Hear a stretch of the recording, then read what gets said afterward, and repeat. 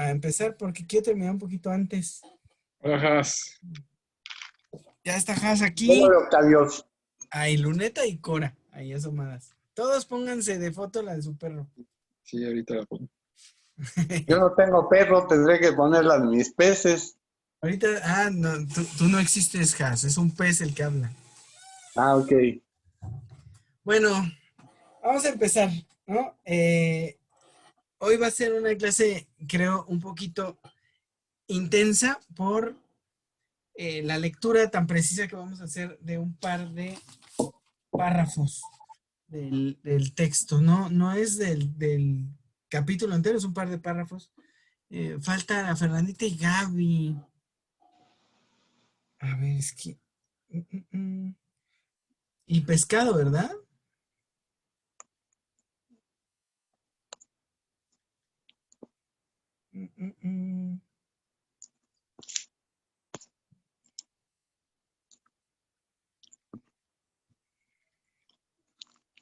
Si la pescado no puede, le marco.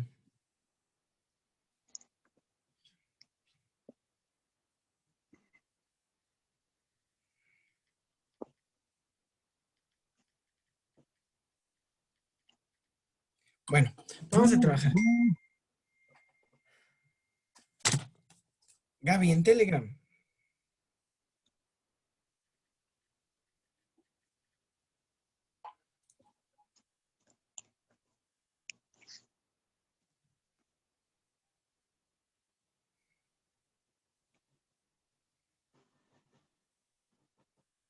Ya.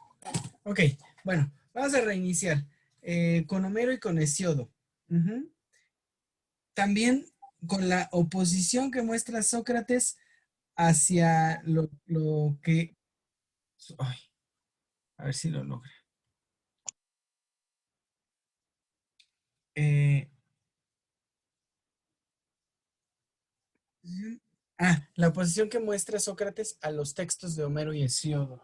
Y no son los únicos, sabemos que tiene como cierta oposición a otros poetas, pero en general Homero y Hesiodo son a los que más condenan, ¿no? Entonces, no olvidemos en dónde paramos la vez pasada. Está hablando de la queja como algo que no se debe mostrar. Vamos a retomar un poquito algunas ideas, ¿no? Estamos hablando primero de la mentira. Dice, la mentira es algo que no se puede atribuir a los dioses porque lo malo no puede ser engendrado por lo bueno.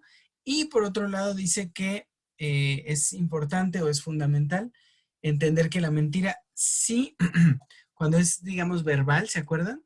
Es una herramienta que puede ser para el uso o el uso benéfico de las personas, ¿no? Y que puede ser usada por alguien. Ahora vamos a ver cómo hablamos de eso. En todo esto, terminó diciendo, acuérdense que el lloriqueo y todas las cosas que se le atribuyen a los dioses no debe ser, ni tampoco a los hombres, y esto hay que dejárselo básicamente a las mujeres y a algunos hombres poco metidos en lo que socialmente sería aceptado. ¿Está bien? Entonces, ahora vamos a retomar desde allí. Debemos comenzar por ubicar el momento de escritura tanto de la Ilíada como de la Teogonía. Particularmente con Homero, porque no sabemos si existió o no. Así que podemos suponer, ya llegó Gaby, suponer una herencia oral que, como he dicho, tiende a ser deteriorada. Vamos a explicar un poco hacia dónde voy. Miren, la oposición que trae Sócrates ahorita con Homero y Hesíodo es muy clara, ¿no? O sea, ellos y su poética traen cosas negativas a los hombres de nuestro pueblo, ¿no? A la sociedad en la que queremos nosotros formar guerreros, que es lo que el punto en el que estamos moviéndonos ahorita, ¿no? Entonces, él no es que se esté oponiendo como a lo loco, pues, o sea, como pues nada más porque se encaprichó, sino él tiene algo muy claro, ¿no? Y es este asunto de la narrativa como negativa para la crianza de los jóvenes, ¿ok? Y este es el punto en el que estamos ahorita. Ajá. Ahora, quiero que ubiquemos una cosa. Por el tiempo que hemos estado trabajando, pues la temporalidad que hemos estado trabajando, la Ilíada por lo menos sabemos que está escrita posteriormente a la época oscura, ¿no? Que digamos que la época oscura se inauguraría con la caída de Troya y terminaría con la escritura de la Ilíada. No es que sean eventos que realmente definen cómo fueron las cosas, no es que esté definido por esto y por lo otro, pero son dos representaciones importantes. La caída de Troya nos parece asociada a la presencia de los dorios y la escritura de Homero nos parece ya la salida de este periodo oscuro, es decir, el retorno de la escritura como una forma de algo, de sostenimiento de algo social. Todavía no podemos asegurar exactamente qué, pero la escritura ya regresa. Y ahí es donde está escrita la Ilíada, ¿no? Y la Odisea.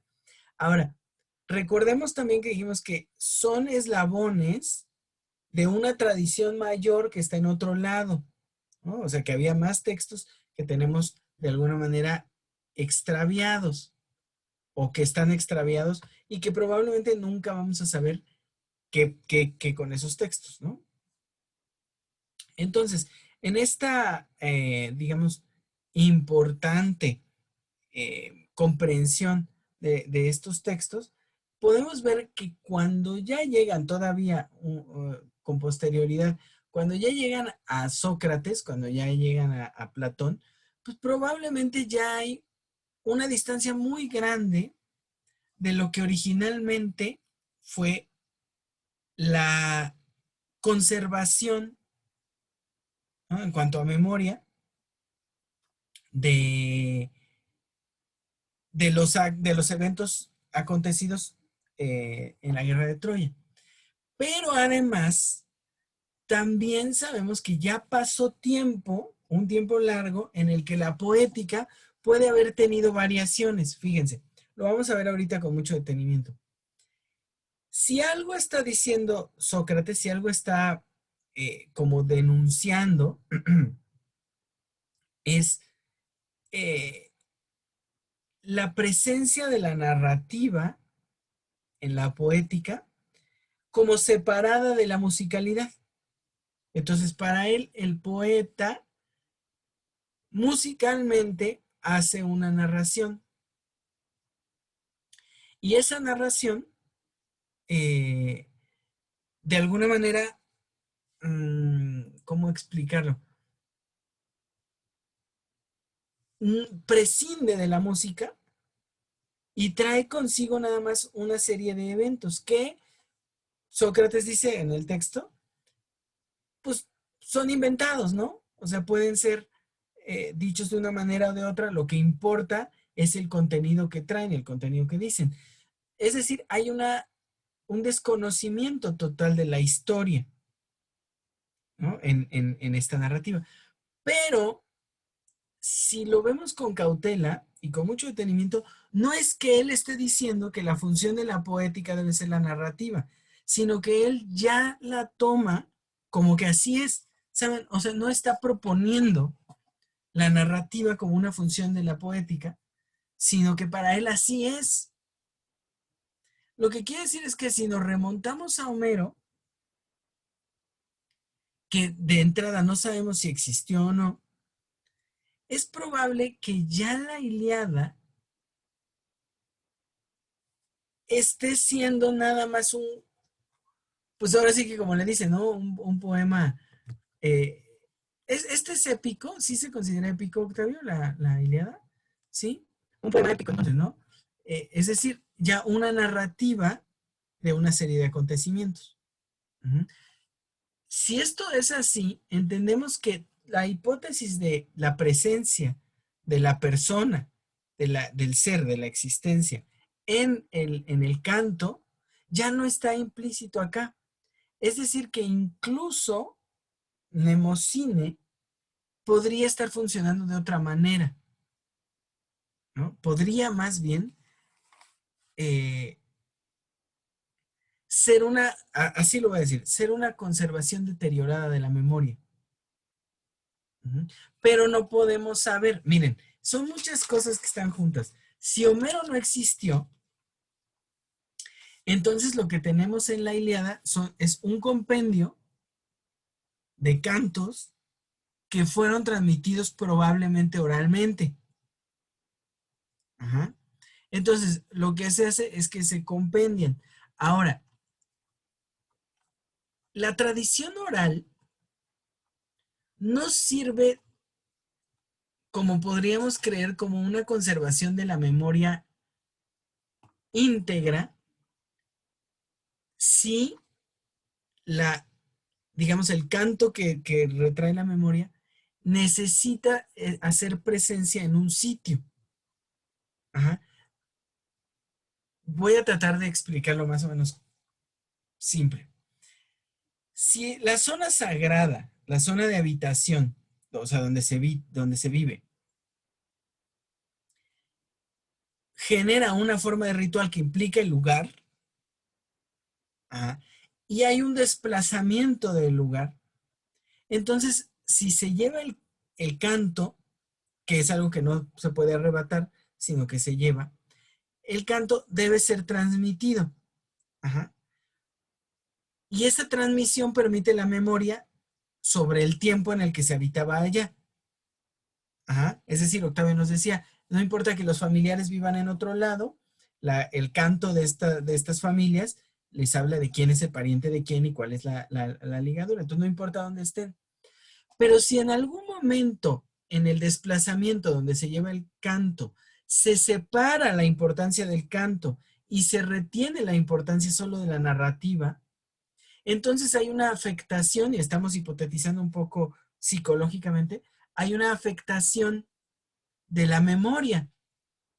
¿Por qué? Porque la memoria, lo hemos dicho una y otra vez, la memoria en tanto que reacciona o ocurre en donde el canto, cuando es narrativa, entonces la memoria no puede retener la narrativa completa, sino que tiene que retener las ideas de la narrativa. Ajá. Es muy diferente memorizar cantando que recordar la abstracción de un relato. ¿Mm? Estamos en dos campos muy distintos. El que canta no necesita abstraer porque hace presencia personal en el canto, en el actuar del canto mismo. Por eso es que la memoria es tan impecable cuando se habla del canto. Pero cuando ya se mantiene un relato, entonces lo que hay que retener son ideas.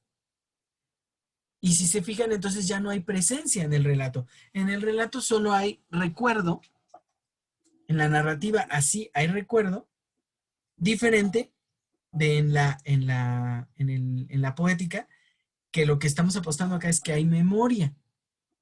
¿Sí me explico? Y entonces esto es importante porque probablemente ya para el momento de la escritura o del compendio de la Ilíada, ya ocurrió la modificación de la tradición.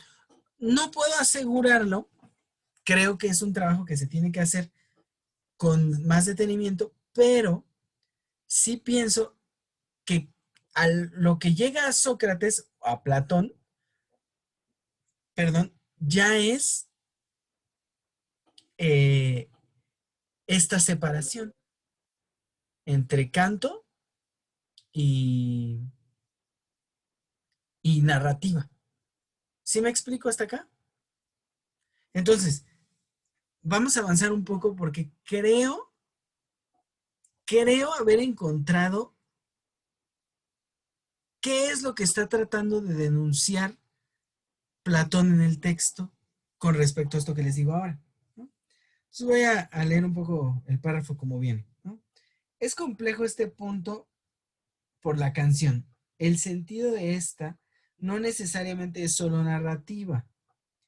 Si tengo razón, aunque habría que comprobarlo de alguna manera, la música posiciona y genera algo en el alma del cantante, el que se entrega pues a la música, del que la reproduce.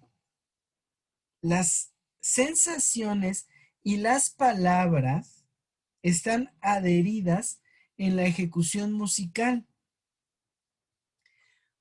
aunque esto es especulación, y por ahora no podemos probarlo.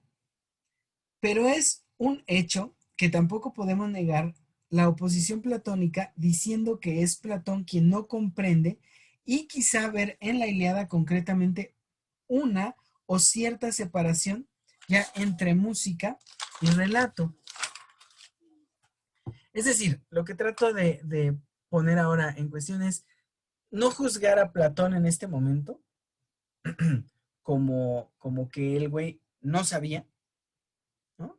Y solo se oponía a la cuestión del canto, sino entender que probablemente a él ya le llegó separado canto y narración, ¿no?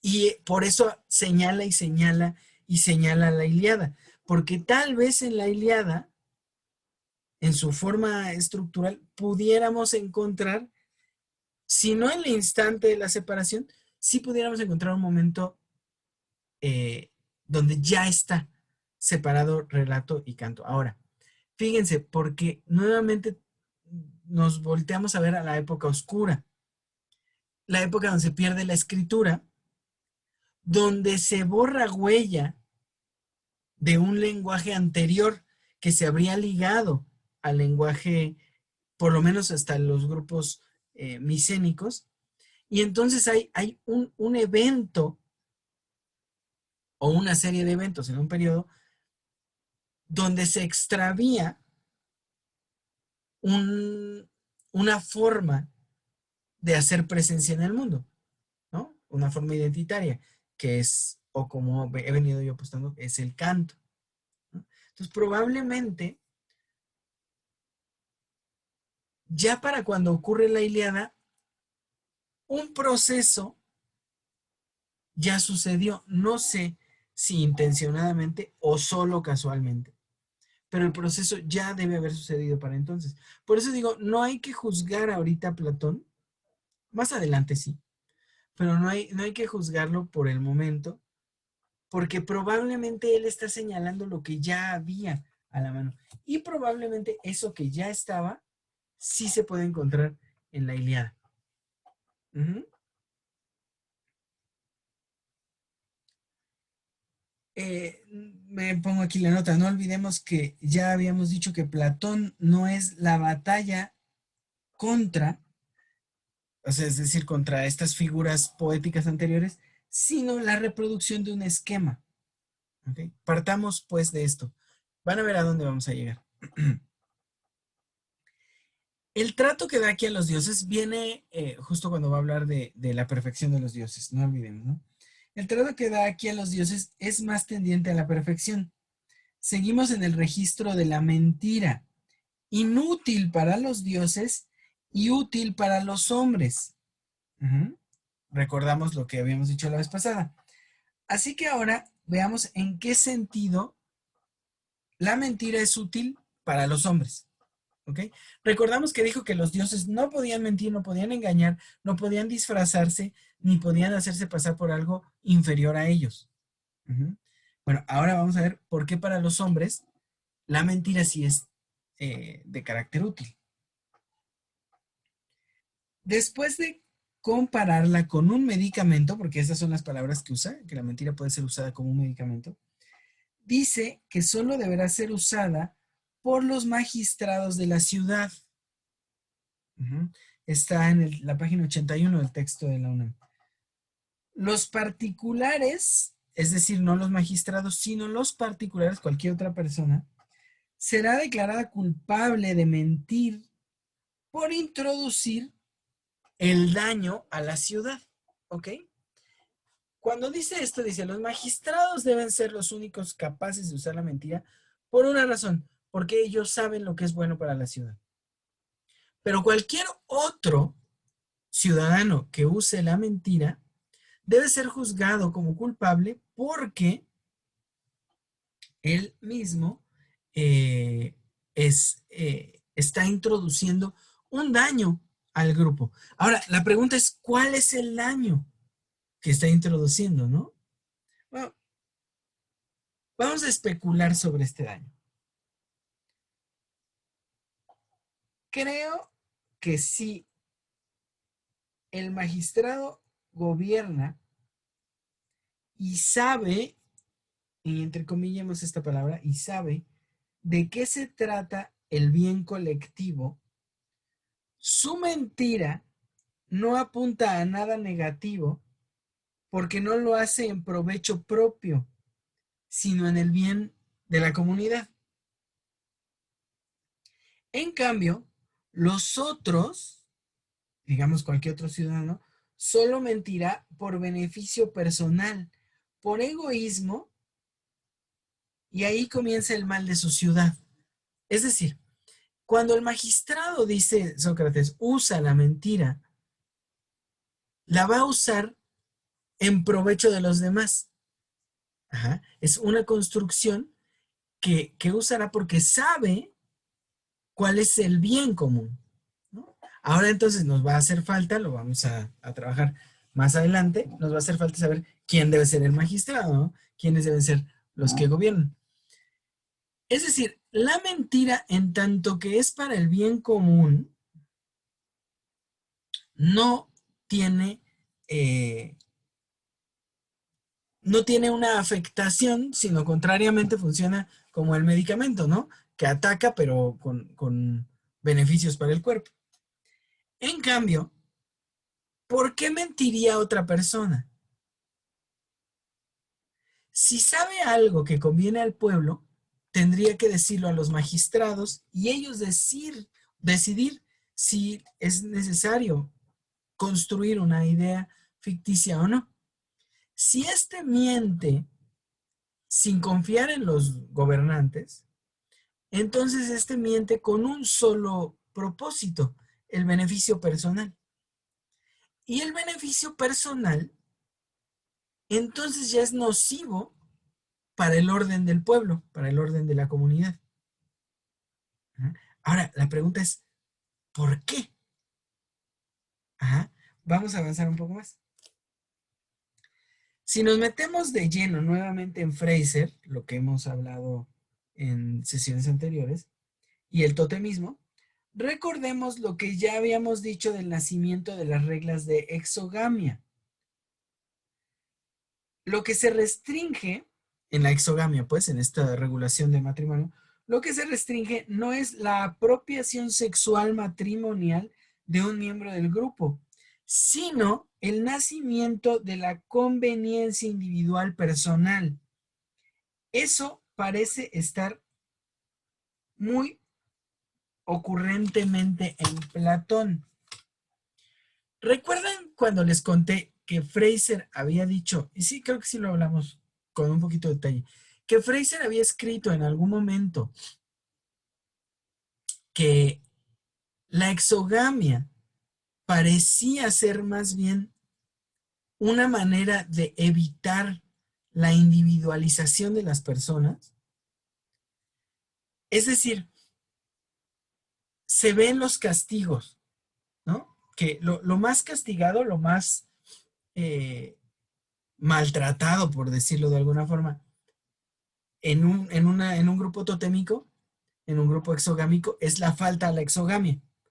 Es decir, la severidad más grande, el castigo más feroz, que casi siempre se paga con la muerte, es violentar la exogamia, es decir, tomar a alguien de tu propio grupo para ti. Los sociólogos, los antropólogos y los psicoanalistas se han clavado años en plantear que esta regla, esta restricción matrimonial, es una restricción sexual fundamental en los seres humanos, ¿no? Pero deteniéndose solo en el hecho de la ejecución de un acto sexual con alguien de la propia familia. Y es lo único que han visto, es decir, como si este acto en sí mismo o por sí mismo fuera malo o fuera considerado malo. Freud en algún momento incluso trata de asegurar que hay como cierto olfateo del deterioro de la especie y por eso cierta repulsión natural a la endogamia. Pero Fraser también lo había planteado y Fraser mismo descubre que no, ¿no? Que la cuestión sanguínea no es eje de la endogamia, de la exogamia, ¿no? No es que haya una comprensión de lo sanguíneo y entonces digan, por asco natural nos alejamos de los propios y nos vamos a los ajenos. Porque además esto no coincide sanguíneamente, no se coincide con todos los miembros de un clan, ¿no? Sino solamente serían los nucleares, los cercanos. Es decir, la familia nuclear y la familia totémica no se corresponden en ningún sentido, no están asociadas una a la otra, ¿no? La nuclear es algo que cae con la propiedad privada, muy posterior al nacimiento de la exogamia. Ahora, la familia totémica, exógama, lo que hace es que funciona o opera como una identidad comunitaria, como un grupo total. Y el hecho de que un individuo se apropie de alguien del mismo clan, o que ambos individuos, porque el castigo no va solo para el varón que toma a una mujer, ¿no? Por mujer, sino para ambos, ¿no? Es decir, que cuando uno o ambos individuos son tomados eh, como una unidad independiente del grupo, hay un atentado contra el clan en sí mismo, contra la familia totémica. Es decir, atentan contra la identidad grupal por constituir la individualidad y el apetito individual, la satisfacción del apetito individual, como motivo de su acto. Ajá. Es decir, la exogamia, y acá va, creo yo, la clave del trabajo de Fraser, la exogamia responde a la amenaza de la individualidad para el sostenimiento de la identidad colectiva. Uh-huh. ¿Qué otra prueba tenemos de esto? Solo que a medida en la que la exogamia se juntó con la migración y que la exogamia se empieza a meter o a volver parte de la identidad, del sentido identitario primario del grupo, entonces empiezan a aparecer las herencias totémicas, las herencias de clan, las herencias identitarias, ya no vinculadas al parto nada más, no vinculadas solo a la madre, sino eventualmente vinculadas también al padre. Es decir, la herencia totémica deja de ser matrilineal en algún momento para comenzar a ser patrilineal. Y fíjense, hay un paso, ¿eh? No es que ahora el padre herede el tótem, sino que en algún momento, cuando el padre lleva a vivir a un grupo, ¿no? A sus hijos y a la mujer, a su clan, estos empiezan a ser no herederos, pero sí protegidos de su tótem, ¿no? De su figura totémica. No quiere decir que ellos lo hereden, ellos siguen heredando matrilinealmente el tótem del grupo materno, pero son ahora protegidos por el tótem, es decir, por el grupo del padre. Este paso previo va a permitir que eventualmente comience a haber herencia patrilineal del tótem, porque se pierde ya la vieja herencia y entonces el padre comienza a imponer. Cuando esto se especializa, curiosamente, Fraser lo ve en grupos más alejados del centro de Australia y mucho más cercanos a las costas, es decir, grupos más nuevos que migraron, ¿no? Cuando esta migración se vuelve, digamos, más pequeñita, termina apareciendo, muy curioso, termina apareciendo la familia nuclear, es decir, donde un padre solo protege a una madre y a sus hijos hereda ya no el tótem en sí mismo, porque ya el tótem termina siendo como un poco más el apellido, pero hereda los bienes en este grupo, ¿no? Y se constituye el matrimonio individual y la familia nuclear, ya no la familia colectiva, ¿sí? O sea, lo que Fraser va mostrando es que de alguna manera se destruye, así tal cual, la familia totémica a partir de la individuación familiar, es decir, la familia que se produce por la propiedad privada. Ya no es una cuestión de pertenencia identitaria, sino de propiedad o de apropiación grupal. Es cuando un hombre puede demandar a su esposa, a sus hijos y a su tierra como parte suya. No dudo que pueda haber también al revés, que la individuación así no sea solo masculina, sino que también haya grupos femeninos que hacen esto mismo, ¿no? Que se apropien de la familia completa y les pertenece, pero no tengo un solo ejemplo, ¿no? Y miren que son 4 tomos de Fraser y están atascados, ¿no? De ejemplos, pero no hay una sola mención a un grupo así. Ahora, no dudo que pueda existir, pero no tengo yo elementos para decir que, está esto, ¿no?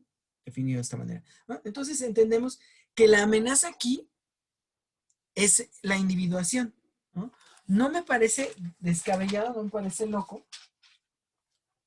que podamos leer un poquito en la mentira, en la mención de la mentira, la amenaza del individuo. Ya existe la propiedad privada, pero hay una regulación todavía muy clara en el pensamiento platónico. Y entonces, tenemos una cuestión muy sencilla, ¿no? El que miente por beneficio personal es marca de un individuo al que no le importa la colectividad. Contrariamente, el que miente en provecho del grupo retiene la esencia del grupo, ¿no? Que es la colectividad.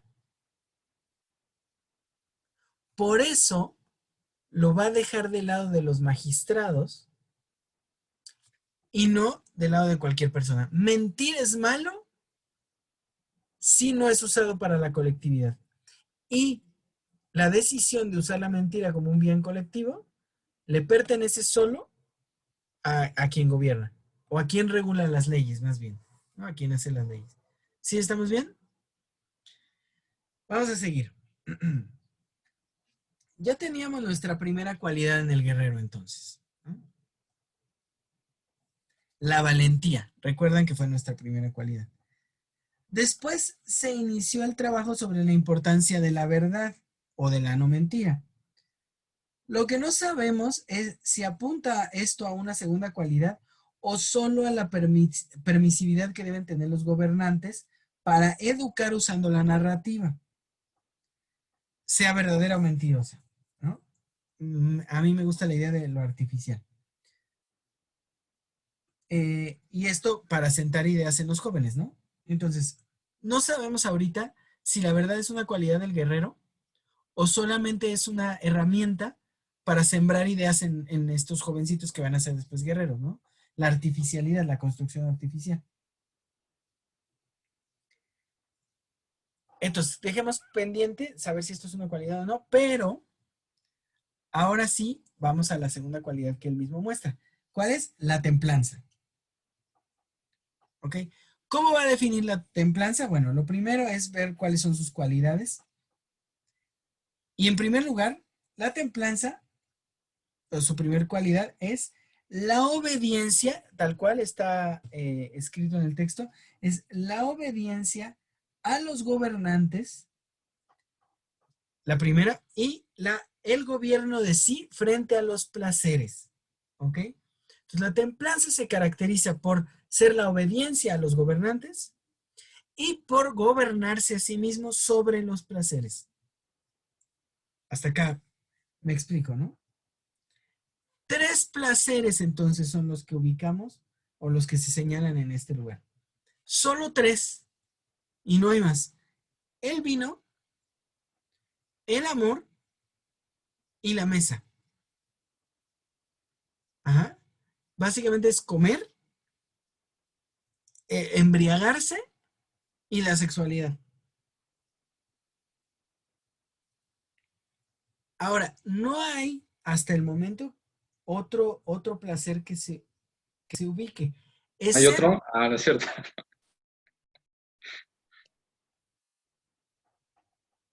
pero vamos a ver. Mira, Octavio, parece chiste, pero me la pasé un buen rato pensando qué otro placer había.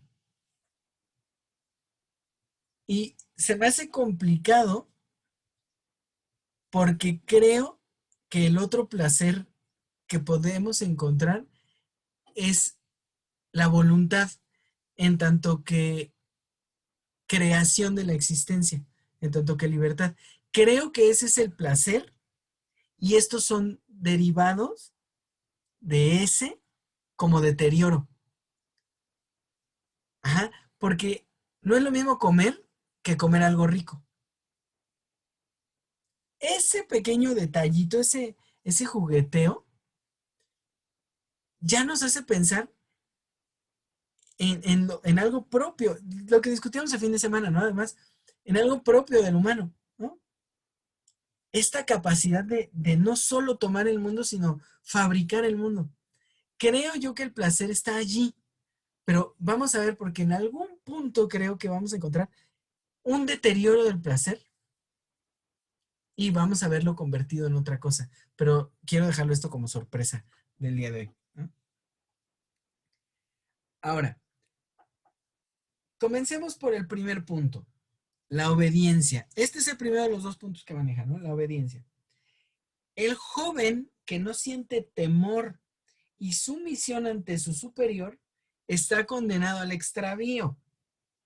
La clave radica en algo que parece intermedio entre la creencia y la confianza. No estoy hablando de algo divino, ¿no? Es creer y confiar. Quizá eso sea el respeto. No es un asunto religioso, sino solo la apuesta por las capacidades del líder, del mayor, del mejor posicionado. Voy a tratar de explicar lo que quiero mostrar acá. La obediencia sumisa, a ver si puedo con sutileza mostrarles que estamos en la línea de la servilidad, ¿ok? La obediencia sumisa no es una característica de la persona, ¿ok? No es que una persona deba estar caracterizada en sí misma por la obediencia y la sumisión. Si esto caracteriza a una persona, esa persona apesta. ¿Por qué? Porque no va a saber ser obedecido eventualmente. ¿Sí me explico? O sea, una persona que se termina constituyendo como obediente es un blando, porque no va a saber tener o llevar o guiar a gente obediente. ¿Ok? Entonces, ¿qué son la obediencia y la sumisión? Y estamos de lleno en Platón. La obediencia y la sumisión son una actitud ante una figura, que es la figura del gobernante, la figura del mayor, la figura del sabio. Es decir, estos jóvenes, que estamos hablando de guerreros, estos jóvenes deben ser criados no como obedientes, no como sumisos, sino como respetuosos de la figura superior. Y ese respeto se muestra en la obediencia sumisa ante el mandato del otro. ¿Sí? Y esto solo se puede entender con dos cualidades, creo yo. la capacidad de creer, ajá, to believe, ¿no? Es decir, como se cree en un Dios, en la sabiduría, ¿no? Y la capacidad de confiar. Es lo mismo, pues la creencia y la confianza en este punto son lo mismo. Es decir, lo que un hijo haría con el padre. Confío. Confío en que vas a hacer lo mejor para mí. Confío en que lo haces por amor. Confío en ti. ¿Ok? Esa confianza genera obediencia y sumisión, pero ven, no por violencia, sino por seguridad. Esto es lo que está señalando Platón. No, ven, no está hablando en este punto del sometimiento de otros. Está hablando del gobierno de sí. Ajá, y del gobierno de un pueblo. El joven debiera, por estructura, por esquema primordial, mostrar este respeto sumiso ante el adulto, el mayor. Pero no es una sumisión venida de la fuerza, del dominio, sino de la confianza. La base de una gubernamentalidad segura es esta: la confianza en el gobernante y después el gobierno de sí.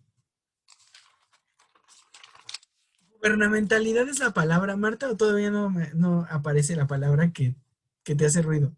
¿Sí? Gubernamentalidad, por fin sabemos. Por ello,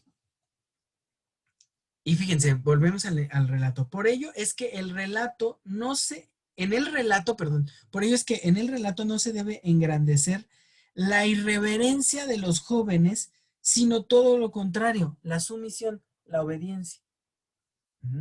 Cuando, claro, se pone a un joven a retar a un dios, o a retar a un gobernante, o a retar a un adulto, cuando se pone un joven a rebelarse o a maltratar a un adulto, entonces se está enseñando esta posibilidad en los jóvenes.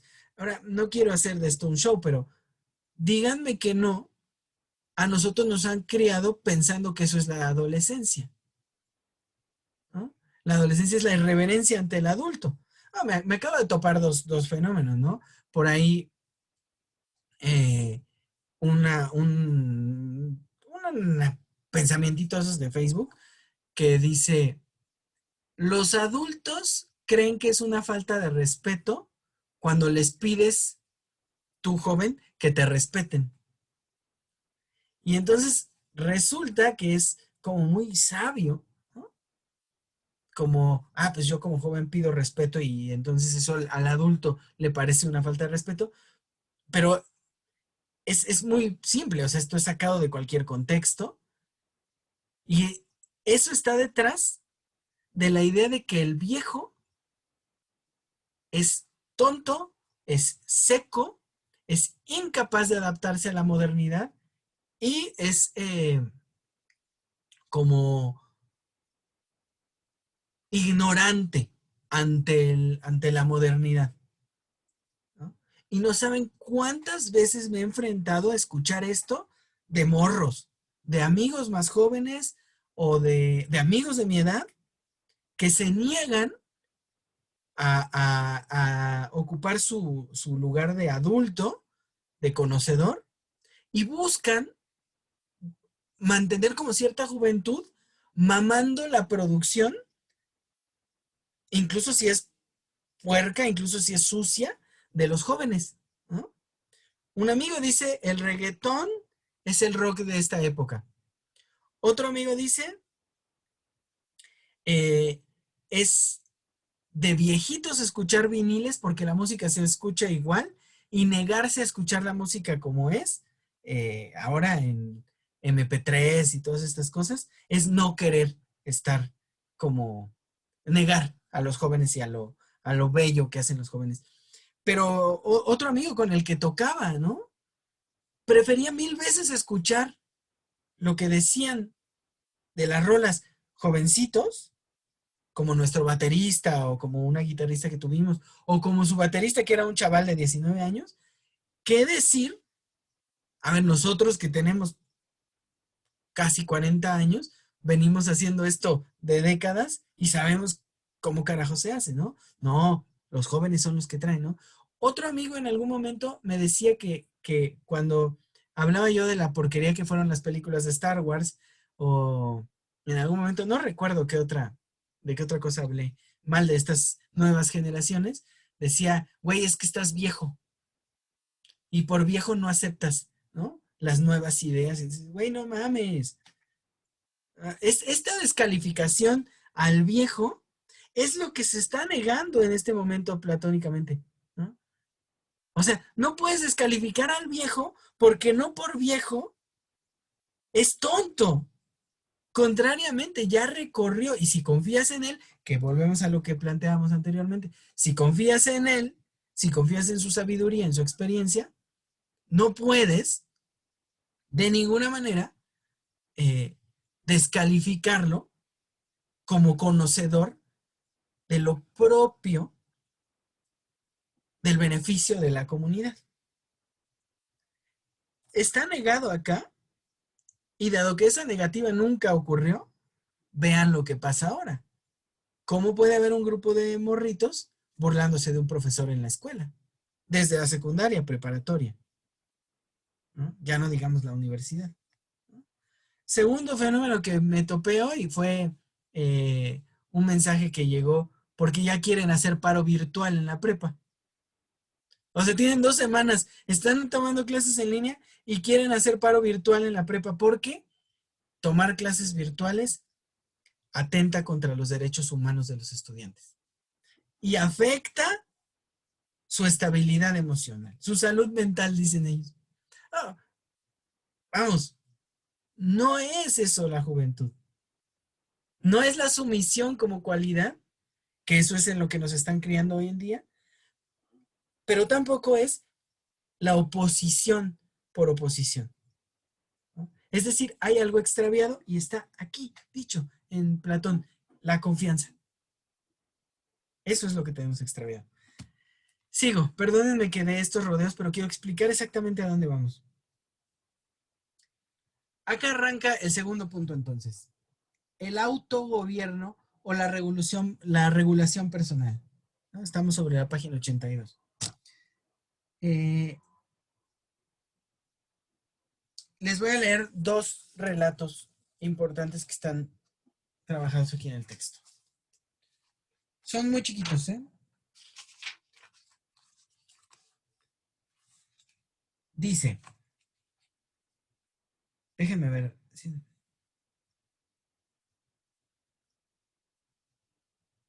Bueno, les digo que no se puede como exaltar esta rebeldía y otras cositas, ¿no?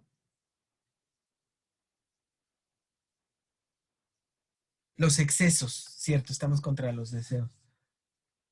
Les leo lo que subrayé y ahorita les explico por qué. Dice, cuando el poeta hace decir al más sabio de los hombres que nada le parece tan bello como mesas llenas de pan y carne y un escanciador sacando el vino de la crátera para llevarlo y verterlo en copas. Esto es algo que no se debe permitir. Ahora les digo por qué.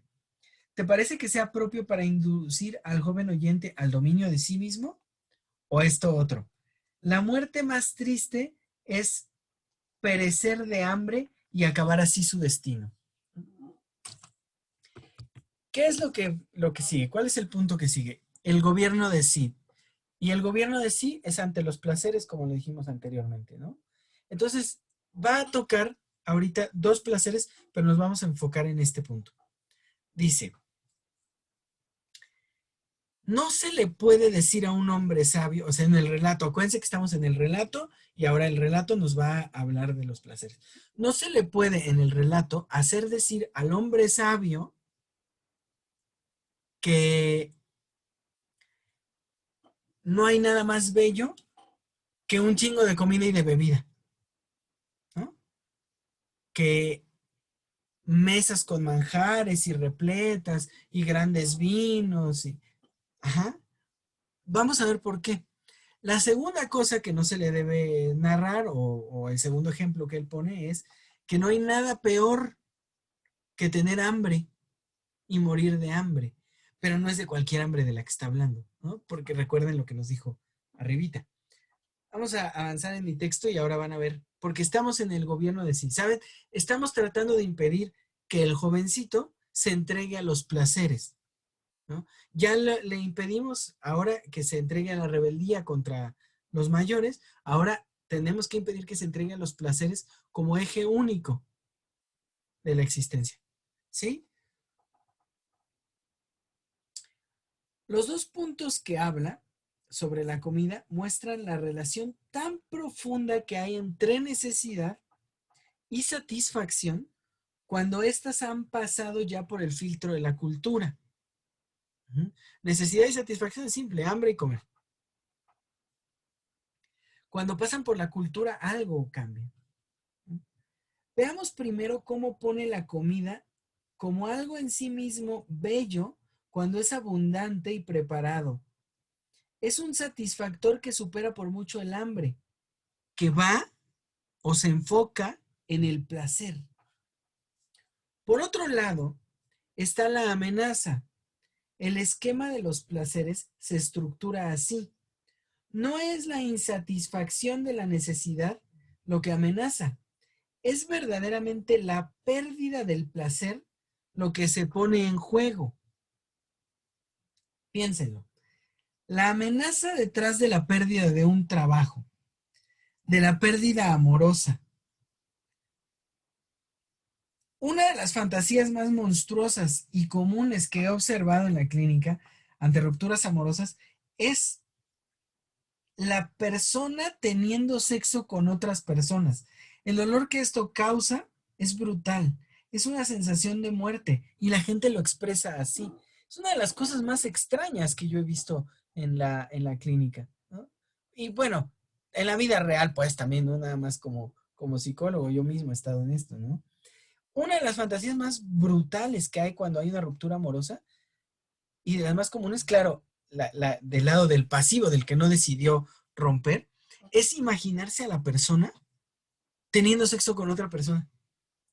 Eso cómo destruye a las personas, cómo devasta el alma de las personas. No lo soportan. Por eso, fíjense, es muy curioso. Si algo podría ser eficaz en una ruptura amorosa, es llegar a decirle a la otra persona, pues es que me gusta otra persona y pues me encanta sexualmente y me entiendo mejor con ella y ya no quiero estar contigo. No, sería súper eficaz. ¿Qué le dicen ante eso? No, pues, no mames, pues sí, ya valió madre, ¿no? Pero no, es que no tengo tiempo, es que mis objetivos son distintos en la vida, es que mi trabajo me absorbe y no puedo hacerte esto. Sí, no eres tú, soy yo.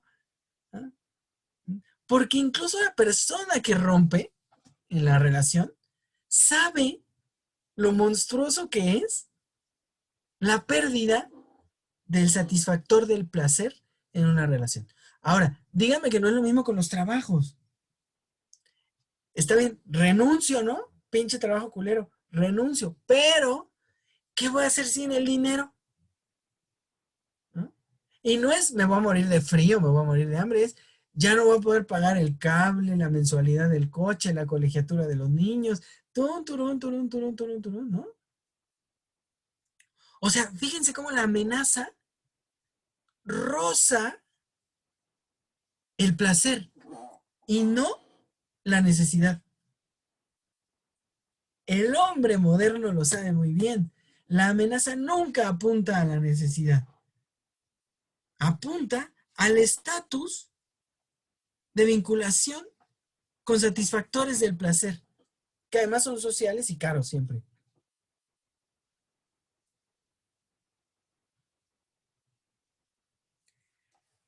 Ahora, la idea primera que podemos esquematizar aquí es la de que el deseo surge cuando las necesidades han sido cubiertas, ¿ok? Vamos a meternos al terreno del deseo y ya no al terreno de la necesidad. Entonces, ¿cuándo surge el deseo? Acá va a ser muy divertido Octavio y Alejandra, y Has y Jessica, que también han estado en todos estos años de discusiones psicoanalíticas. Mucho tiempo nos opusimos a la idea de que el deseo fuera primordial, como lo pretenden los lacanianos, ¿no? Eje básico fundamental y hasta ahí se llegó. Mucho tiempo nos opusimos a esto y que creo que tenemos cómo argumentarlo, ¿no? Pero vamos acompañando un poquito el texto de Platón. ¿Cuándo surge el deseo? Cuando las necesidades han sido cubiertas. Por lo menos eso es lo que se pretende en el texto. Recordemos que esta ciudad de los placeres, flemática, decíamos, si no me equivoco, hace 2 semanas, surge de otra ciudad, la ciudad sana, la que satisface las necesidades. ¿Ok? Entonces, la ciudad de los placeres surge de la ciudad que satisface necesidades. Recuerdan que primero se estableció todo un esquema de quién iba a hacer qué, y esto en el perfeccionamiento personal nos iba a llevar a la satisfacción de las necesidades de todos. ¿Okay? Y cuando Sócrates dice, ya tenemos nuestra ciudad, es una estrategia como de la escritura platónica. Cuando ya dice, ya tenemos lista nuestra ciudad, Alimanto brinca y dice, no, a ver, espérate, ¿no? Necesitamos que hablemos ahora de estas otras cosas que también queremos. Mejores comidas, mejores vinos, camas cómodas, baños y todas estas cosas. Entonces, él dice, bueno, entonces tú ya me estás hablando de otra ciudad, ¿no? Esta ciudad flemática, como lo tradujimos nosotros, ¿no? No esta ciudad enferma, sino una ciudad inflamada, esta ciudad que de alguna manera está hinchada de estas búsquedas. Bien. Lo más importante es que entendamos, ¿no? Primero que nada, que de la satisfacción de las necesidades surge como posibilidad la búsqueda de los placeres. Pero recordemos lo que mismo Platón dijo. Con esta ciudad también surge la guerra. ¿Se acuerdan por qué? Por la necesidad de expandirse para cultivar más, para precisamente moverse en la construcción de aquello que va a satisfacer los placeres, y porque ahora también tenemos que cuidarnos de otras ciudades que busquen el placer, ¿no? Otras ciudades enfocadas a los placeres y que van a intentar quitarnos nuestro terreno, ¿no? Entonces, necesitamos al ejército para el despojo y para evitar el despojo. Entonces, con la ciudad de los placeres nace la guerra. Como se dijo, la necesidad de expansión y de protección. Eso surge de los placeres o de la búsqueda de estos. Pero también la especialización y por lo tanto la invención o búsqueda de otros placeres. Claro, en el texto aún no hay otros diferentes a los 3 anteriormente mencionados, pero será cosa de tiempo para que la expansión toque también este terreno. Por ello, la templanza es lo que está en juego aquí. Ahora bien, hay varias preguntas que surgen en este momento. Empezamos. ¿No serán los placeres, y son preguntas que vienen a mí, ¿no serán los placeres una forma de reproducir algo esencial en el mundo? Especulando. ¿El fabricar o construir la existencia? Okay, la pregunta que lanzo acá.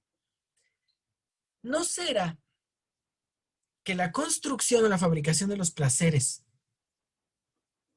se edifica sobre esta cualidad propia del hombre, que es el construir la existencia misma? Porque esto es propio del hombre. El hombre construye su existencia. No solo es consciente de su existencia, sino que la construye. Ajá, la fabrica. Y entonces, tal vez la potencia que tienen los placeres esté ligada de alguna manera a la construcción de vida, ¿no? De la existencia. Ahora, no estoy hablando aún del deseo, solo de los placeres. Segunda pregunta. ¿No es propio de los hombres el construir la existencia, es decir, el obrar creativo?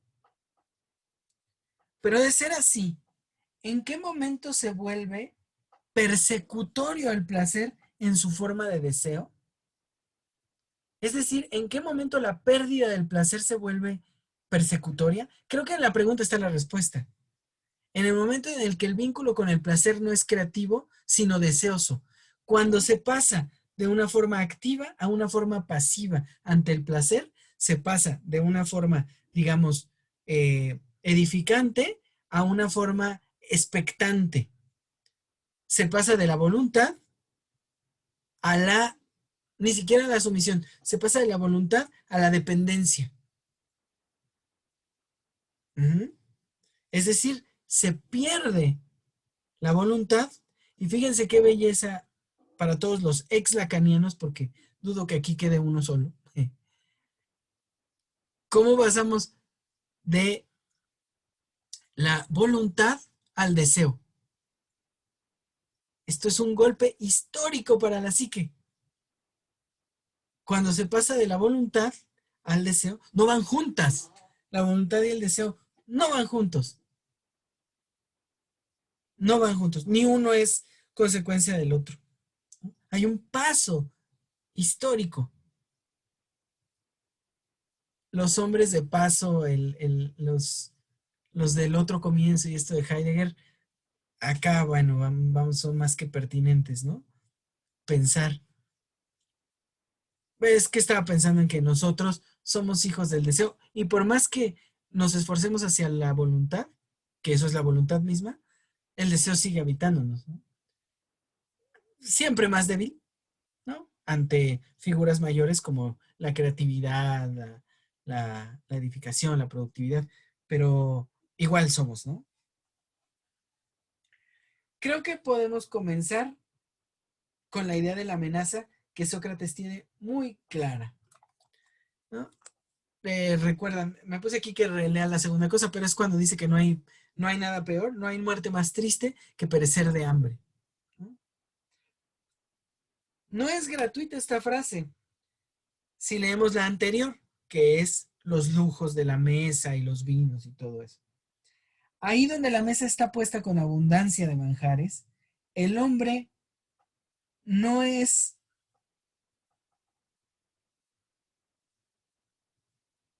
el hambre, perdón. Es que mi y mío son iguales. Ahí donde la mesa está puesta con abundancia de manjares, el hambre no es de nutrición.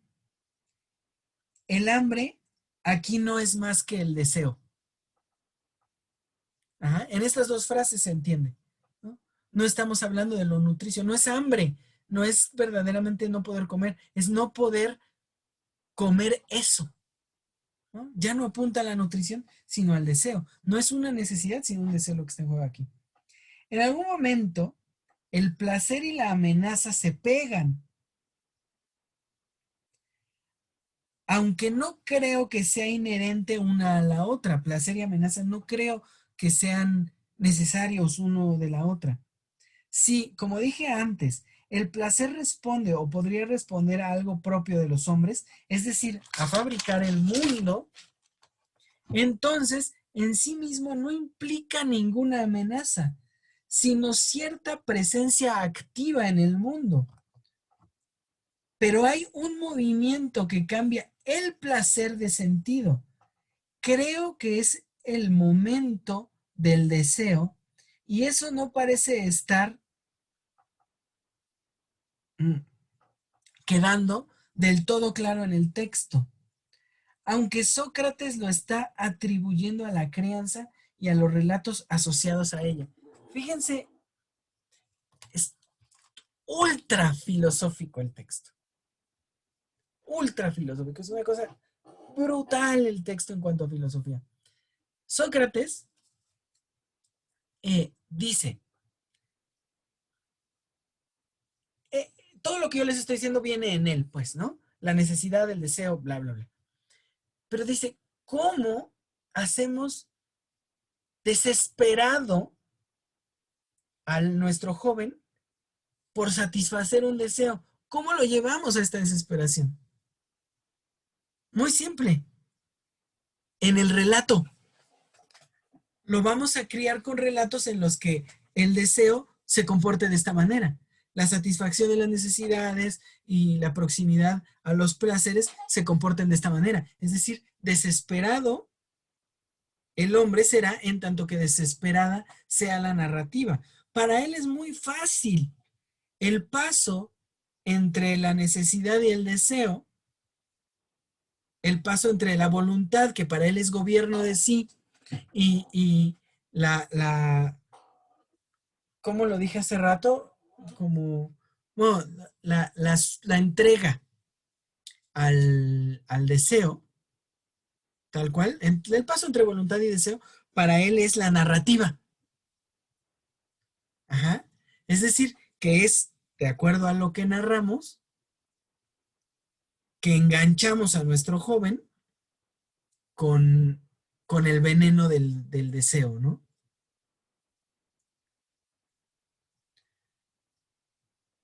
Es muy curioso porque ya está pensando al hombre él. Todavía no nos va a decir cómo lo está pensando, pero ya lo está pensando. O sea, fíjense, en cuanto él dice, al hombre se le cría en la narrativa, lo que está pensando él es que el hombre es un dispuesto hacia la imitación en la narrativa misma. Lo va a decir con todas sus letras más adelante. Ahora lo spoileo, pero más adelante va a estar. Va a decir que el hombre es imitativo. Y claro, si le narras a un imitativo, a un imitador, le estás dando que imitar. Nada más parecido al yo freudiano. ¿Le estás dando qué? No escuché. Le estás dando que imitar. Ah, ¿Ah? Y decía yo, nada más parecido al yo freudiano, ¿no? Al ideal del yo. Ahora, parece que lo que está tratando de mostrar es lo deseable. Ya implica en sí mismo la pérdida. Espérense, déjenme ver, es que me taché muchas cosas. Tratando de mostrar es que lo deseable en... Es que dicen el deseo.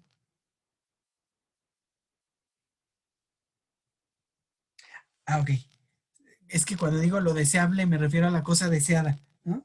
Entonces, pareciera que este es lo que está apuntando, ¿no? A que lo deseable, ¿no? Eso que es deseable, ya implica en sí mismo la pérdida y un acto pasivo. El arrebato como posibilidad y en los dos sentidos, el ser arrebatado, despojado de lo deseado. Esa es la amenaza, ¿no? Que lo deseado, lo que poseo como ese satisfactorio del deseo, me sea arrebatado. Pero también en el otro sentido, el arrebato que dirige forzadamente hacia eso. Ajá. Es decir, la amenaza viene de este doble arrebato, ¿no? Precisamente de poder, de poder perder eso deseable, pero también de ser arrebatado de mí en ese deseo que me impulsa, que me fuerza hacia lo deseado. Es que no se me sale de la cabeza el deseo lacaniano, díganme que no es, ¿no? Es exactamente esta figura de la que está hablando en este momento. Pero recordemos nuestro origen de la ciudad. Las necesidades estaban cubiertas. Y comenzamos a buscar algo más, gustos más estilizados, fabricaciones más precisas. Ahí nacen los placeres, hasta ahí. Y el deseo. Ahí nace la ciudad flemática, inflamada, ¿no? Para referirse a la inflamación, es que me puse la palabra en griego, ¿no? Y ahora entendemos exactamente de qué está hablando Sócrates con esta ciudad. Y lo vemos en lo referente al deseo sexual y los dioses. Fíjense, el párrafo inmediato después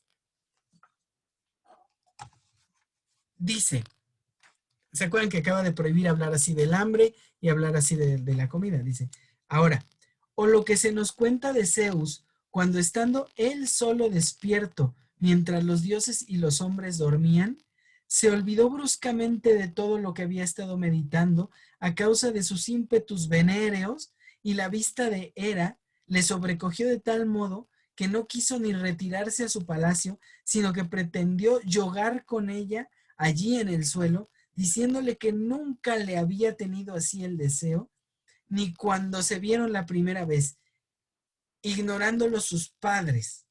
Uh-huh. Y luego ya habla de una situación igual entre Ares y Afrodita. Pues si fijan lo que acaba de hacer, trae una, déjenme ver si está la cita, creo que la tengo que buscar. No sé si está, pero me parece que puede ser que esté en la Ilíada o en la Teogonía. Bueno, son las dos referencias que tenemos ahora. Si se fijan, lo que está haciendo es poner al dios, este monstruo perfecto que había tratado de plantearnos antes, y luego lo ve invadido por este deseo que no puede resistirse. Uno, ante Hera, su esposa, y dos, ante la necesidad inmediata de la satisfacción del deseo. ¿Sí me explico hasta acá? Sí pueden ver la brutalidad, pues, de lo que ocurre en el deseo y de la oposición socrática. Sigo. Zeus está inflamado, tomado por una cualidad que no debería serle propia, porque los dioses son ellos mismos cualidades. La templanza no es algo que les ocurra como a los hombres, sino que ellos mismos son la templanza. Atribuirles otra cualidad y humanizarlos y perderlos definitivamente. Sócrates en verdad señala un mundo sin dioses o con un dios, que es la inflamación, que es el deseo. ¿Pueden ver el nacimiento de la filosofía? Es claro que Sócrates, Platón, no alcanza en ningún sentido a ver la historicidad detrás del mito. Para él no hay memoria, porque la poesía que él encuentra es narrativa. Ya veremos porque justo sigue la música separada y aparte de la poesía, es lo que sigue en el texto. Entonces, para él no hay más que fabricación de los dioses, pero como comprensión de la esencia humana. Por ello, la justicia y la injusticia son el tema central. El hombre puede ser justo o injusto de acuerdo a, de acuerdo a comprender qué son estas cualidades y qué relación tienen con el alma. Ajá, es hasta que ocurre esta comprensión que el hombre puede ser justo o injusto. Entonces hay un ser o no ser justo o injusto que puede dirigirse, que puede encauzarse. A eso apunta el gobierno. Por ello, la presencia de los dioses es también fundamental, pero si estos son tomados por cualidades que extravían, ajá, que están del lado del deseo, entonces no hay dioses, sino hombres divinizados. Y lo que se vuelve superpotente son las cualidades que pasivizan al hombre, es decir, y concretamente, el deseo. No sé si me van entendiendo o ya me estoy poniendo yo complejo. Sí, cuando Sócrates toma a los dioses, ajá, y dice que de alguna manera no puede mostrarse a estos dioses débiles ante el deseo, ante los objetos que causan el deseo, o ante caprichos, o ante cualquier cosa que los aleje de la templanza, lo que está diciendo, de verdad necesito que lo comprendan de todo, lo que está diciendo es que los dioses son inferiores a cualidades superiores, que los pueden tomar incluso a ellos. Aquí podemos negar a Eros como esa figura que incluso daña a los dioses, ¿no? Que incluso toca, que incluso flecha a los dioses. Pero podemos negar eh, a un montón de estas cualidades que pareciera que toman a los dioses. Por ejemplo, la vanidad en algunas de las diosas. Ujú. Es decir, si nosotros aceptáramos la existencia de estas otras cualidades o de Eros, entonces estamos perdiendo a los dioses, porque los dioses mismos habrían extraviado sus cualidades primordiales, que son, o por lo menos hasta este momento fijada, la templanza. Ya después la belleza y todo lo demás, pero por este momento hablamos de la templanza. Esto es brutal, porque entonces lo que está denunciando Sócrates es un mundo sin dioses, en el que está viviendo él, porque las cualidades han caído en el deterioro precisamente por la potencia de, de, de estas otras fuerzas que empujan incluso a los dioses. Ahora, si lo ven así, con todas sus letras, se entiende por qué la discusión es sobre la justicia y la injusticia. Ajá. Porque entonces el hombre que se está jugando no es el hombre del deseo o no, se está jugando el hombre, ¿cómo decirlo? El hombre que tiene dioses o no, el hombre que, que, que respeta la cualidad básica de la que estamos hablando acá, que es la templanza, el hombre que señala hacia esta cualidad, es ese mismo hombre que se debate entre lo justo y lo injusto. ¿Por qué? Porque vean qué es lo justo y lo injusto. La vida del injusto es la vida de los placeres desmedidos. La vida del justo es la vida del que sabe restringirse o limitarse ante los placeres. ¿Ok? Entonces vean por qué esto es filosófico del todo. Porque está pensando al hombre. Ajá. Y está pensando al hombre en sus cualidades humanas y precisamente está poniendo en oposición la templanza y el deseo, el apetito. ¿Sí? Teníamos la justicia y la injusticia, ahora tenemos una oposición diferente. Claro, cuando se construye sobre la injusticia, se construyen todos estos dioses envenenados, igual que los hombres, por la, la, por la, por estas figuras energéticas que determinan o que empujan hacia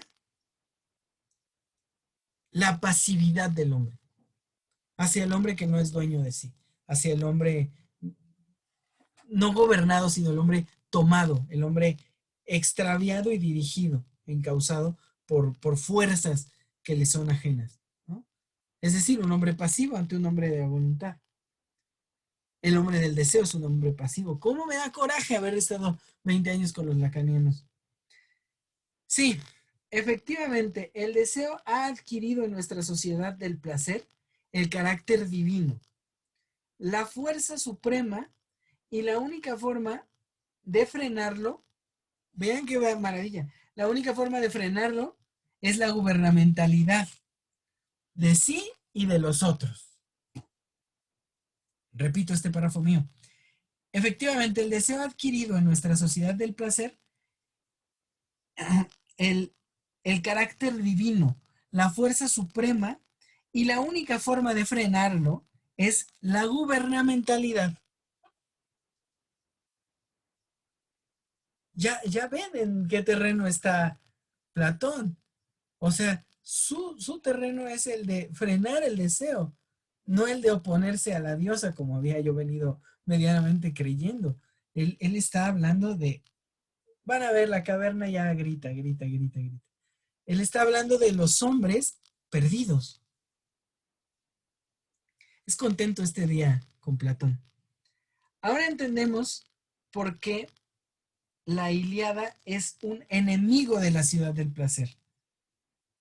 Recuerdan que la otra ciudad no tenía esbozos de enemigos, la ciudad de la necesidad no se había dibujado ningún enemigo de ningún tipo. Bueno, eh, la Ilíada es un enemigo de la ciudad del placer, precisamente porque su narrativa enaltece al deseo y le da ese carácter total, absoluto y supremo. El temor socrático es justificado totalmente. Ahora pensemos tantito, si Troya fue un problema comercial, poner a Helena le da la madre a todo. Sí, por una mujer, ¿no? Se habría eh, atacado a una ciudad. ¿Cómo no va a estar enojado Platón con esto? ¿Cómo no va a plantear, vamos, cómo podemos poner a los dioses como están planteados en Troya? Ay, trae las citas textuales. Además, él se queja citando, ¿no? Y de repente dice, y no saben cuánto respeto le tengo a Homero. Pero no podemos permitirle esto. Sin embargo, ahora sí, tenemos un problema real que creo que no se va a resolver. ¿Dónde surge el deseo?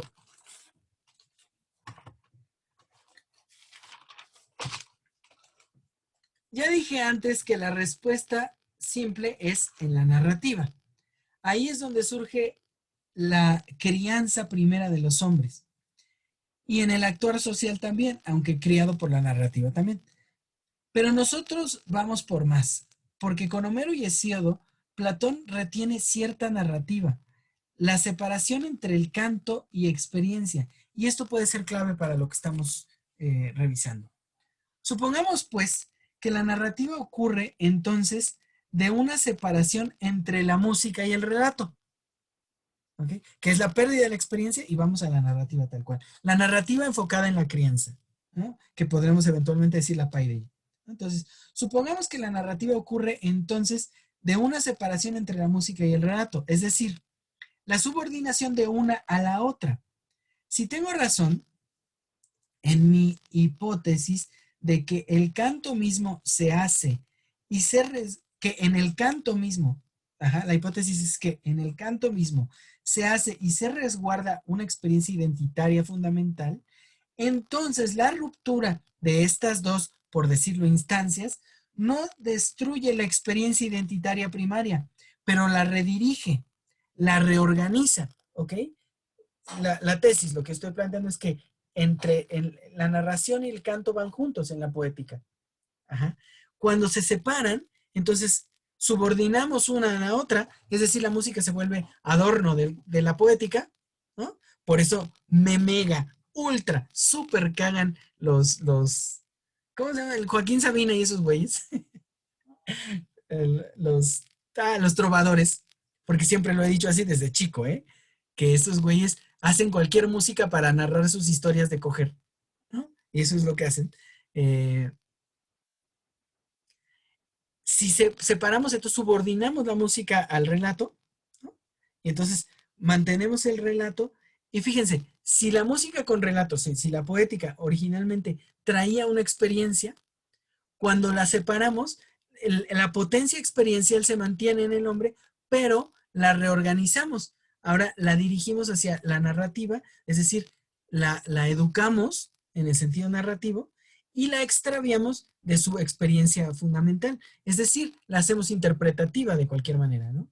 La tiene que entender, la tiene que interpretar y la tiene que reproducir como pueda la persona, porque ya no está ahí en juego, ya no está él allí, sino que ahora está imitando la narrativa. Es muy importante porque hay una reorganización de una experiencia que es fundamental. La musicalidad es la experiencia en sí misma, pero recordemos cuál es la experiencia verdadera. Ajá. No toda experiencia. ¿Cuál es la experiencia verdadera? Por excelencia, mnemocine. La memoria, que no es otra cosa que el ocurrir en el mundo. Saber ocurrir en el mundo. El acontecimiento que se es y donde se es. Ocurrir habitando. Eso es propio del hombre y eso es mnemocine. No la remembranza, no el recuerdo, no la afectividad asociada a traer hechos del pasado, presencias ausentes. Está claro que eso lo hacen otras especies. Me quería detener en los changos, pero no lo voy a hacer. Mnemocine, como creación de la vida, como pura presencia.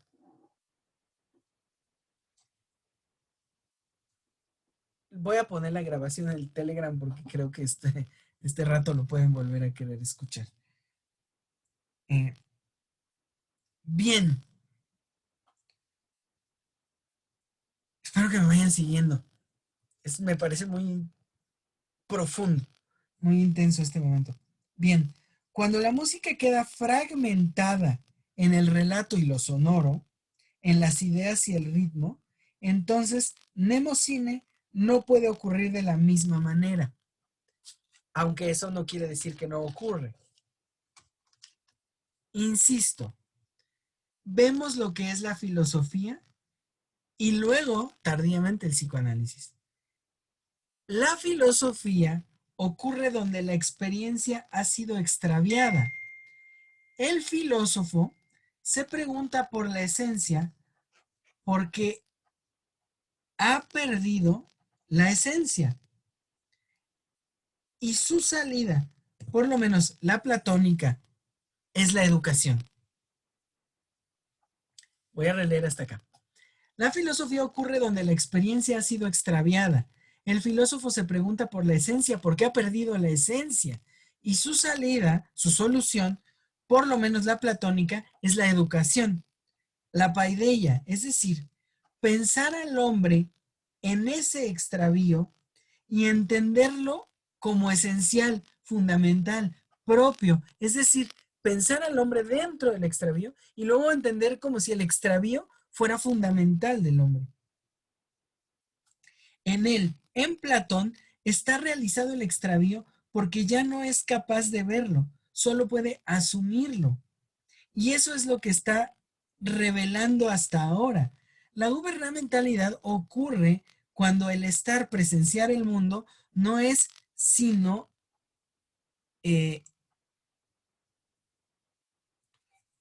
lo voy a leer otra vez.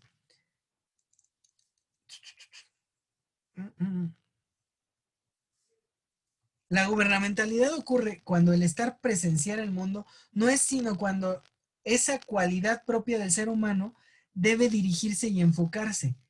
Esta es la realidad socrática. Es decir, la cualidad del ser humano es estar, ¿ok?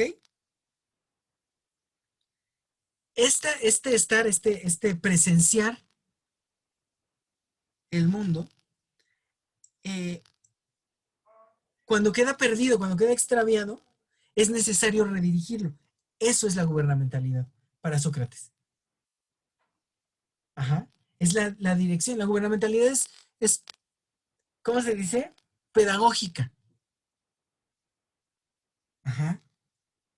Pero eso es la filosofía, ¿no? Es pensar edificando al hombre. Cuando lo pensé en la tarde me explotaba la cabeza, ahora no puedo encontrar otra vez esa sensación. Por ello, Sócrates busca antes que nada el control de la narrativa, la reestabilización del hombre extraviado. Me adelanto, pero ya lo veremos en la caverna. Ahí es donde habla del hombre y del devenir filósofo. Un spoiler más. La filosofía no será sino el canto ahogado por la pérdida de la música. Sócrates hablará de la verdad, pero como aletheia y no más como mnemocine. Ajá. Hay un puente grande entre mnemocine y aletheia que tenemos que revisar.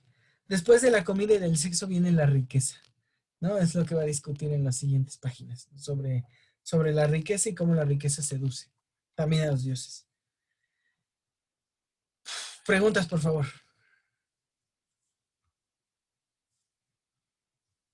O comentarios, está bien.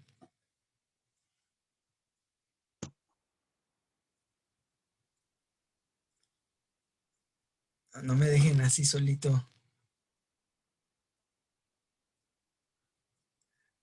Solo no me hagan pensar que no me entendieron nada, porque me angustia. ¿Estuvo muy oscuro? No, o sea, estuvo denso. Sí, sí está denso este desmadre, pero creo que tu recorrido es bastante claro en el sentido de que si estás encontrando estos puntos donde Nemocine se desquebraja, ¿no? Ujú. Se, se le va de las manos a los griegos y no pueden ya como dar cuenta de ese pensar historizante, ¿no? Sino simplemente el pedagógico que sustituye esta cosa, ¿no? O sea, sí me parece claro, pero ni siquiera sé cómo sería, ¿no? Esa forma de ver el mundo desde Nemocine, ¿no? Sí, yo tampoco. O sea, no, no me da el pensar para eso. O sea, lo veo tan lejos. Ujú. Es que justo es por lo que yo digo que trato de reencontrar la sensación que tenía cuando lo estaba escribiendo sobre la filosofía. O sea, en ese momento me quedaba claro aquí, pues lo puedo explicar 20 veces, pero me quedaba claro en el espíritu lo que es la filosofía. O sea, cómo la filosofía solo puede ocurrir ante la pérdida de la memoria. Y entonces la filosofía es entonces pensar al hombre construyendo al hombre. O sea, es pensarlo a partir de una pérdida. La filosofía es pensar al hombre a partir de una pérdida, pero la filosofía no puede pensar la pérdida, sino que ocurre como la pérdida misma. Y eso es lo que es brutal de la filosofía, porque no puede, o sea, si no puede pensar la pérdida, la filosofía, entonces la filosofía no puede pensar la esencia. Y entonces solo puede ser un reproducir la pérdida. Ahora se preguntan, ¿la pérdida de qué? ¿No? Pues la pérdida de la memoria, la pérdida del estar en el mundo. Van a ver qué belleza de texto se convierte la República conforme se avanza en el pensar al hombre y pensar la verdad. Porque ya está muy fuerte, porque va a terminar teniendo el carácter de aletheia, ¿no? Este carácter de lo desoculto, y no nemocine, no la memoria que hace presencia. Oye, Jorge, esto es interesante porque también estuviste haciendo todo el tiempo esta mirada hacia el psicoanálisis o esta dirección hacia el psicoanálisis. Y creo que ese es el otro problema o la fantasía que los psicoanalistas tuvieron, porque ellos creyeron que iban a llegar al mundo a decir cosas que la filosofía no puede decir. Y una de esas cosas es la pérdida, pero no entienden la pérdida en realidad. De hecho, se coquetean demasiado. No, no se coquetean, ¿no? El psicoanálisis le coquetea a la filosofía, la decente por lo menos, no, nunca lo consideró importante el psicoanálisis, pero ni tantito. Pero hay un coqueteo muy fuerte, precisamente porque el psicoanálisis eh, replantea en términos modernos ya no la pérdida, sino la falta. Y el psicoanálisis ya ni siquiera piensa en el inicio de la falta, sino que la toma como inherente al hombre. Y entonces, en su otro coqueteo con la lingüística, y concretamente con lo que logran medio jalar de Saussure, dicen, eh, está en la estructura del lenguaje la falta, por la cuestión de la significación, y dado que el lenguaje nos constituye o constituye el pensamiento, es estructural la falta, ¿no? Pero no hay una pérdida, hay una falta. Y entonces lo logran entender así. La pérdida es una caída, la caída es pura falta, y entonces, ¿falta de qué? Falta de verdad, falta de definición de la existencia, pero eso es lo que nos estructura, lo que nos hace crear y andar por el mundo de una manera como, como noble, ¿no? Como grande, como grandiosa. Esa es la cuestión. Ese es el coqueteo del psicoanálisis con esto. Pero no, o sea, aquí todavía la filosofía puede lloriquear la pérdida, como lo digo yo. El psicoanálisis ya no, ya plantea la falta, la carencia, como, como eje existencial, como esencia. No hay una pérdida, pues, para ellos no hay hombre sin falta. Todavía la filosofía puede pensar la pérdida. Bueno, no pensarla, pero llevarnos hasta la pérdida. El psicoanálisis no nos va a llevar a la pérdida. El psicoanálisis nos lleva a la falta como esencia del hombre. La filosofía nos lleva a la pérdida como principio del pensamiento filosófico. Una vez que llegamos ahí, podemos preguntarnos por la pérdida y por lo que pasó. Marisol, ¿prendiste la cámara? ¿Ibas a decir algo? Sí, justo, ahorita que estás hablando respecto a esto de la filosofía y la pérdida, ¿cómo replanteamos esto en la actualidad o sea, esta pérdida que hay del estudio de la filosofía en el quehacer diario, por ejemplo, en el estudio sobre cualquier disciplina, por ejemplo, matemáticas, artes, o sea, que ya no existe como tal el estudio principal que es la filosofía, ¿no? Bueno, recién nos burlábamos porque decíamos que cuando vas a la escuela y te dicen, le dejan un trabajo a la niña de educación física, ¿no? De la historia de la educación física, y justo lo decíamos así con el chiste, ¿no? A la hora de hacer el trabajo va a decir, la educación física comienza en Grecia, con los antiguos griegos, ¿no? Y justo es lo que decíamos, de ahí ya no va a haber nada hasta las Olimpiadas, ya modernidad, porque eso es lo que nos enseñan en todo. Grecia como el origen filosófico, pero ya eso está superado, ¿no? Y luego todo lo que nosotros tenemos, que es lo chido. ¿Alguna vez tú recordarás, Octavio, y tú, Alejandra, cuando estábamos hablando, cuando teníamos el proyecto de la universidad y que hablábamos de Hegel y de su importancia en el pensamiento, ¿no? Pensar más allá de Hegel, ¿no? Que, que, que un amigo, Cristian, ¿no? Su director de algunos de ustedes en su momento, decía, pero ¿y todo lo que hay después de Hegel, todo lo que ha superado a Hegel, chinga tu madre, ¿no? Pues dime tres cosas que hayan superado a Hegel, ¿no? Pero no lo lograba porque pensaba que es como acumulativo. Tun, turun, turun, turun, turun. Entonces que, como en física decimos que cualquier estudiante de prepa sabe más física que Newton, pero nunca pensar más que Newton, lo mismo pensamos, ¿no? Que cualquier estudiante de escuela hoy piensa más que Hegel, porque Hegel ocurrió hace centurias, ¿no? ¿Sí me explico? Pero esto es, ni siquiera ya se piensa la filosofía. ¿Alguien más? ¿Nadie más? Se perpetúa ese olvido de la memoria, ¿no? Que mencionas. Íntegro como lo dijiste, ese olvido de la memoria. Es tal cual. Sí, por favor, nada más. Muy fuerte. Ah, fuerte, triste y poderoso. Pero espérense, porque nos falta llegar a la caverna. Quiero que lo hagamos juntos. Cuando lleguemos a la caverna, vamos a ver exactamente ya de qué hombre está hablando Platón. Ese hombre nos interesa mucho a nosotros. Porque además el que es valiente se va a jugar la vida en esto. Y él se murió. ¿Alguien más? Muy bien. Has, pon el café y pon Comedy Central. En 5 minutos estamos en tu casa. Ok.